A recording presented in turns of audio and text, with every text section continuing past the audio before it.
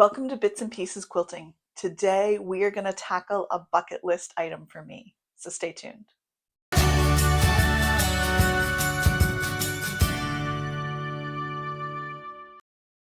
Hi, I'm Michelle, and today I am really excited to work with you to make a hunter's star quilt. I've always wanted to do this pattern, but it always looked really intimidating to me. But I have found a version that I'm super excited to show you. So let's dive in. These are the fabrics I'm going to use for my hunter's star. I got all of these from either Sue or Kerian in those boxes of fabrics that I was given a while ago. I pulled this brown out of my collection because I think it goes really well. And the vast majority are batiks. This one in here is not, and neither is this one at the bottom, but I think they still blend well enough that it's not going to be very noticeable. And then I have a few lights here that are not batiks, but also I think are going to blend well.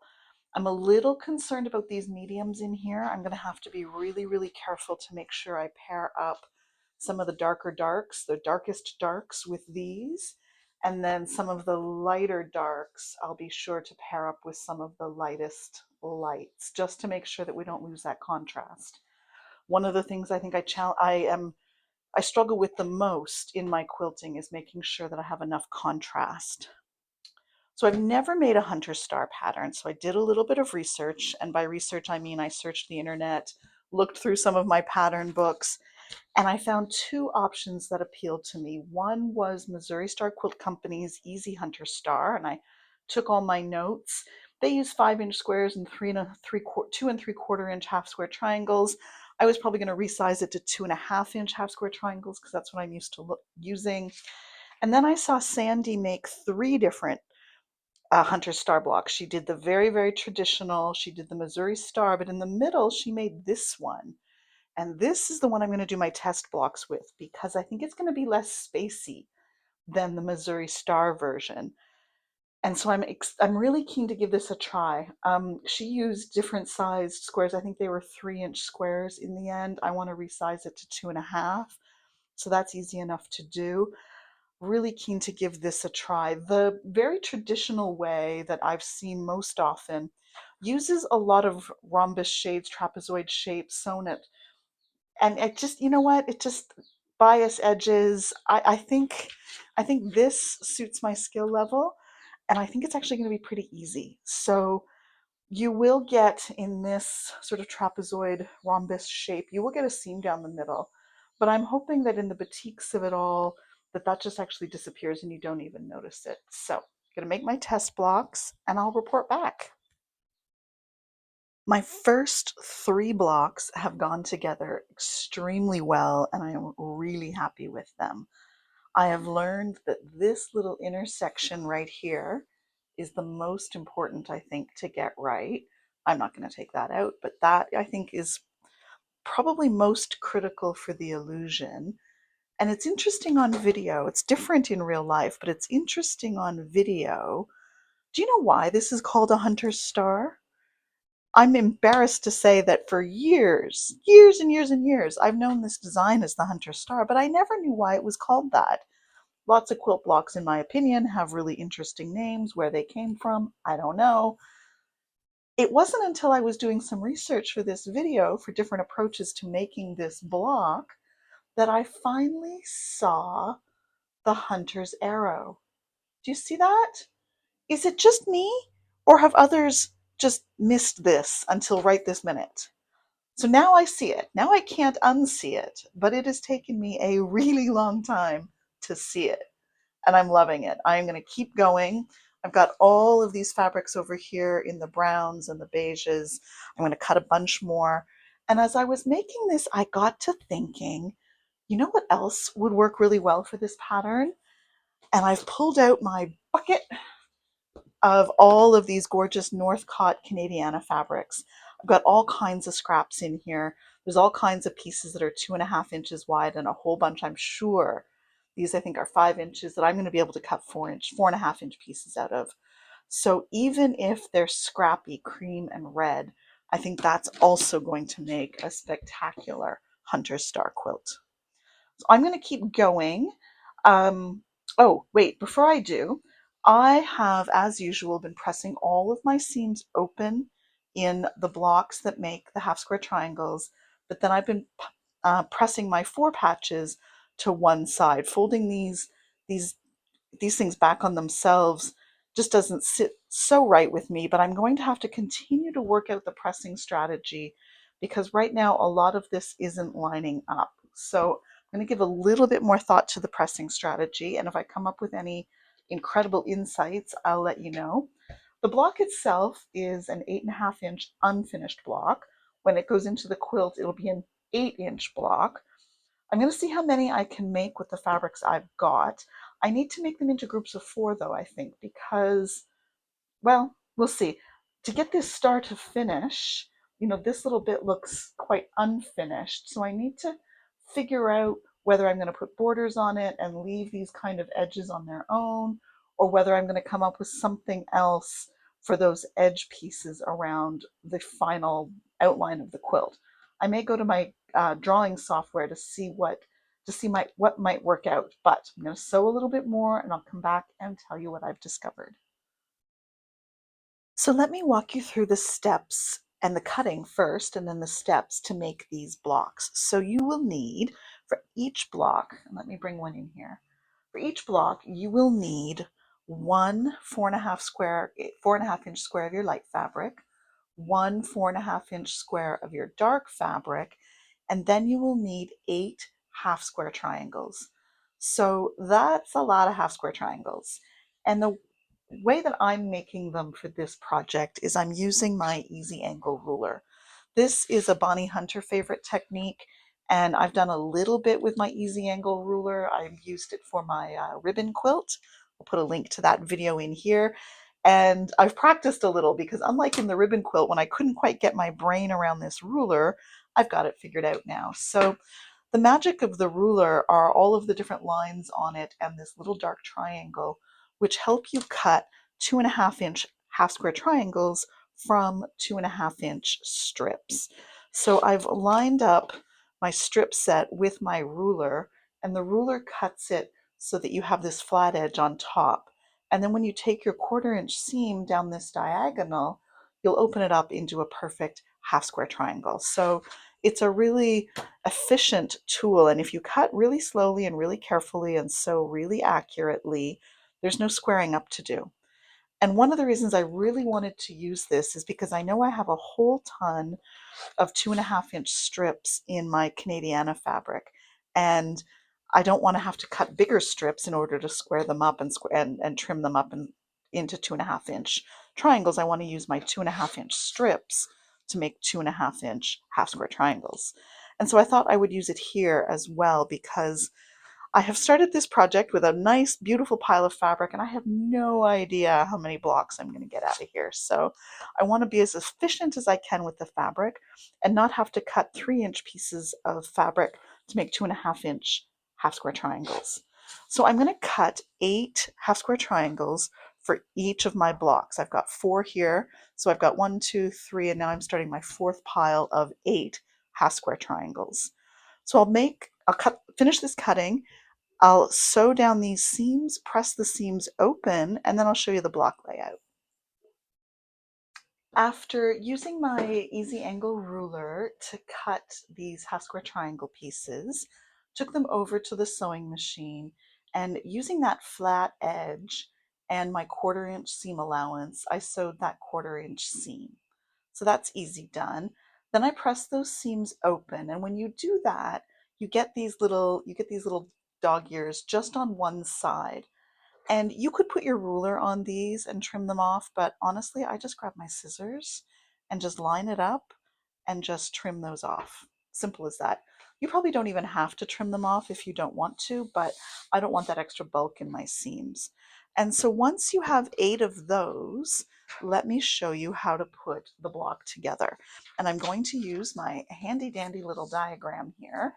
I will write all of this up into a pattern for you, so you can go down to my website at www.bitsandpiecesquilting.com and download the instructions for this. But to lay out a block, I need one of my dark fabrics and one of my light fabrics like this. And then I need to build my half square triangles into the corners here. And I'm going to just follow the diagram. So I've got the diagram. It's, I mean, how do I explain this? Dark up to the right, down to the left, up to the right. So three of them are exactly the same in that block with up to the right, but one is down to the left. On the other one, we also have three that are up to the right and one down to the left, but the position is different. Can you see that? This is really important, and this is why it works when you twist these blocks around to get that star part of the hunter's star to appear. So I'm just following my guide like this. All right, so this 4-patch block of half square triangles, let me just move that, there we go. And this 4-patch block of half square triangles are different. So you really need to pay attention here. And the placement of the dark and light squares are also really important to make this work. So it has to be laid out this way. I'll take all of this over to the sewing machine and I'm going to just sew these half square triangle units together as a 4-patch block, press them. I'm going to press the seams open, and then I'm going to just sew these together. So I'm going to go do that, and I'll show you that step by step. I've sewn my 4 patches together and I have pressed the seams open. It's become such a habit for me. I did one of my test blocks pressing the seams one in each direction and then pressing this seam in one direction, and I just didn't like how bulky it felt. So I have stuck with my tendency to press seams open, and then putting these, referring to my picture, putting these into the right spot. You can tell you're on the right track if these dark pieces line up with your dark block, and then these light pieces line up with your light block like that, because that's how you're going to get your arrow points. So now this is just a simple 4-patch block, and I'm going to go and sew that together, and then I'm going to keep cutting. I have been surprised at how many half square, or not, sorry, how many strips of 2.5-inch fabric I need in order to get 8 half square triangles per block. It's probably a little more than I originally thought it was. I will do the math for an estimate of yardage, but I am dealing with just a ton of scraps. So I'm just going to keep making blocks and see where I end up. I think in the end, I'll also make them quite scrappy in the final quilt. I've just been working with these same fabrics for this particular, for this first part, as I've been experimenting with the pattern. But I think in the final quilt, I'm going to mix these all up a little bit and make it a little bit scrappy. I'll come back and talk about layout when I finally get to that step. And I think I'm really, really anxious to dig into the Canadiana fabric, so I might make a block or two there just to show you. I'm feeling very impatient today, and so I've actually dug into the scrap bins of this Northcott Canadiana fabric that I've been using, all of the scraps from some of the panel quilts from others in order to make quilts of valor. So super impatient, but I wanted to use this as an opportunity to explain why I chose the sizes that I did. So to make this block, you need these 4.5-inch squares, and then these are 2.5-inch half square triangles. And the reason I went with those sizes is because I think they're the most scrap friendly. So the video that I saw used 5-inch charm squares here, which is great. But in order to make the half square triangles fit, they need to be 2 3/4. And I don't know about you, but I do not save 2 3/4-inch scraps, but I do save 2.5-inch scraps. So that opens this up with the resize to being really, really scrap friendly. And let me show you what I found in the scrap bin that has me crazy excited. These are leftover pieces that somebody, I don't know if it was Sue or Kerin or one of their friends or somebody, these are leftover pieces from some project that they were working on. There's some little bits of it, there's some larger pieces, there's some where the white is in the, or the cream is in the middle, the red is on the outside.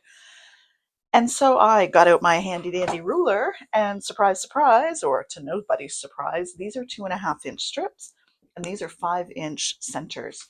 So I'm going to take these apart And these 2.5 inch strips I'm going to use to make my half square triangles. And I'm going to trim down these 5 inch centers to make my 4.5 inch alternate blocks. And we are going to make a super cool red and cream, red and white Canadiana themed Hunter's Star for Quilts of Valor right out of the scrap bin. There are some additional pieces here. You can see where the yardage was a bit longer, but I've got some scraps there. There is definitely some 2.5 inch pieces of the red kicking around in the scrap bin. So I think this is going to be super exciting. I'm super keen to see what these look like. So I'm going to put this on pause and I'm actually going to cut and make some of these blocks because I'm so excited to see them. It was great fun to dig into that scrap bin and then have this vision in place already in order to be able to make these. Here are my test blocks with the Canadiana Northcott fabric. I love it. I love that I was able to take apart those leftover pieces and turn it into these fabulous blocks. I've learned a few things. My other test blocks, you can see the, the pieces here on my work table. Those are in batiks, and this is just regular cotton. And I have noticed that making these and making them beautifully precise is a little harder with non-batik fabric. So if you're going to use this process, if you're going to use that easy angle ruler, it does take a little bit of, I don't know, a little bit of concentration to make sure that you're cutting, you're sewing, everything is really, really precise. The alternative, where you cut perhaps a 3 inch square, draw a line down the center, put your seams a 1/4 inch on either side of that center line, and then cutting those apart and squaring them to 2.5 inches gives you a little bit more precision. This way is certainly way faster, but I am finding that I need to take maybe a little bit greater care as I lay my ruler down and start to cut the pieces, and then a little greater care as I put that seam under my machine. So just a little tip there, or a little warning perhaps, if you're using this easy angle. Definitely speed advantages, but I'm not sure that there are precision advantages. So looking forward to digging back into the scrap bin to make even more of these blocks. I think it's going to look spectacular in the red and the cream. To lay out these blocks, I first started by dividing them evenly into what I'm kind of terming in my mind light, with the very lightest of the lights, medium, which has some of the more medium lights, and then dark, with some of these darker fabrics. So light, medium, and dark. There was 48, so I divided them into two piles of 24. So this is going to be one half of the quilt, and the other half of the quilt I've actually laid out on the floor. So let me pause the video and spin the camera around and show you what I mean. And so this is the other half laid out on the floor in my sewing room. I don't have a design wall and I don't have enough space to lay out all 48 blocks, but I know because I've divided them up that I have an even mix of color in the top half and in the bottom half of the quilt. And doesn't this look spectacular? And wait until I show you the red and cream. I had to push forward and finish that one because it was just so gorgeous. But looking at this now, I'm really happy with the way this is turning out as well. So I'm going to sew this first half of the quilt together, and then I'll lay out the second half in exactly the same way. But because I've divided those colors into light, medium, and dark, I know I'm going to have a nice balance across the whole quilt. It doesn't really matter how you sew these blocks together. You can pick up each row and sew them together, or you can pick up each group of 4 and sew those together. It doesn't really matter. You just need to get them off the floor and sewn together. These are the 2 Hunter Star quilts. I'm going to try and film this video in time before the wind takes them away. I'm so thrilled with them. I think they've turned out incredibly beautifully. The red is so poppy, but then I also love almost the maturity of the dark one. I think it's a little subtle and quite elegant. I'm really, really pleased with the way that these have turned out. As I mentioned in the video, the most important spot is this spot right here, where your 4 patches come together. And if this is going to blow away, some of mine are amazing and some are much less amazing. So really make an effort to get that spot to line up. Sometimes it's going to work out, sometimes it's not, so don't sweat the small stuff. But I hope you like these. I think they've turned out really, really beautifully. Thanks so much for watching. I hope you enjoyed this version of the Hunter's Star, and I hope you now understand why it's called a Hunter's Star. Big learning item for me. It's been a ton of fun. Thanks very much for watching, and don't forget to make the most of your fabric bits and pieces.